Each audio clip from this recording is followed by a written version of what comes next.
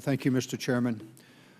Generals and Mr. Lamont, thank you so very much for the work that the Corps of Engineers does all across this nation, and particularly in my district, the Sacramento Valley District.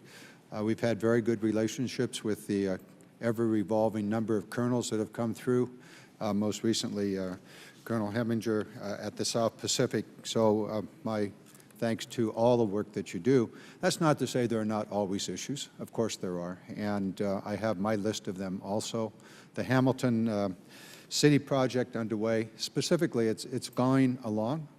There's been some funding issues, particularly the removal of funding for the 2017 omnibus.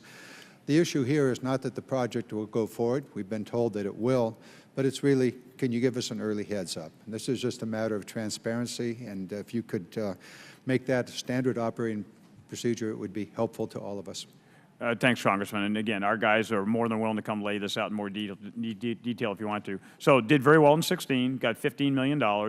In 17, the reason there wasn't money put it against it on the work plan is we actually had carryover from 16 that came into 17.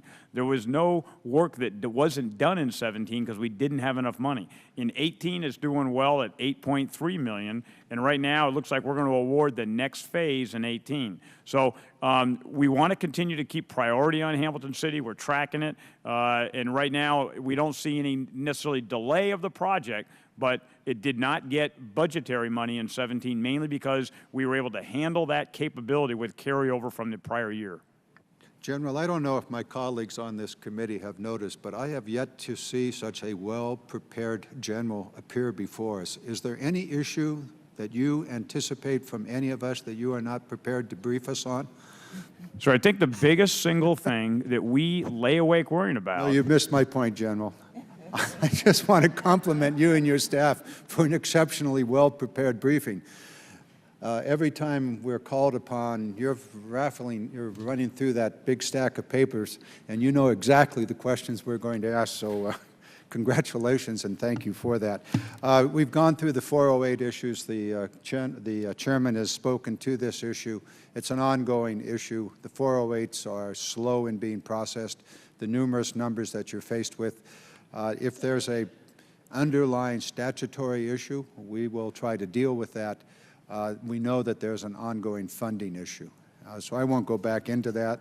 Also, the committee has already brought up the issue of the beneficial use of dredged materials. The San Francisco Bay region, the Delta, Sacramento-San Joaquin Delta are in line. I know you're going to come up with a report. I think it's sometime in September if I follow the earlier questions. So we don't go back and, since I'm in a farm district, we say we don't need to plow the field a second time. But we do need to dredge a second time, so I'll just let it go at that. In your testimony, you raised something that is really, we've never really discussed here, and I just want to raise this issue. I guess this is actually Mr. Lamont, and no, it's yours, General Samant. You say, first, we continue our work across the globe with presence in more than 110 countries supporting national security and our combatant commanders with civil works, military missions, water research and development expertise.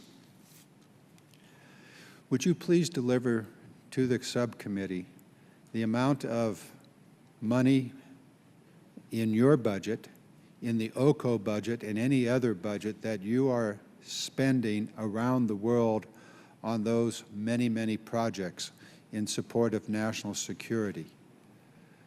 I've never seen in the many years that I've been involved in this a specific enumeration of the resources of the United States that are spent by the Army Corps of Engineers on those many, many projects.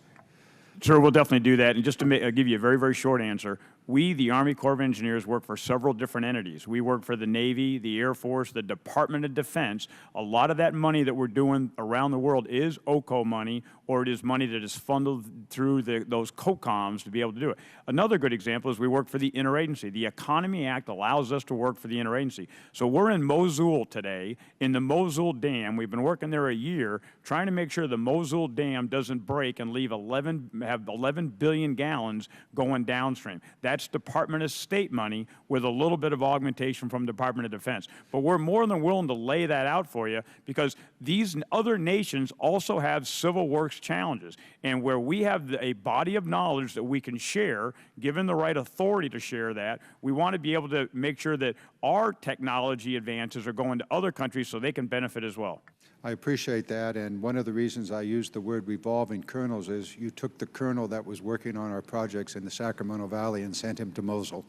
And he certainly understands the issue of seepage beneath levees and dams. I thank you for that.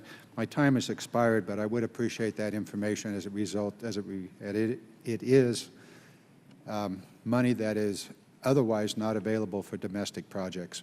So thank you for that, and thank you for the work that you do, and for being so very, very well prepared. Thank you. We're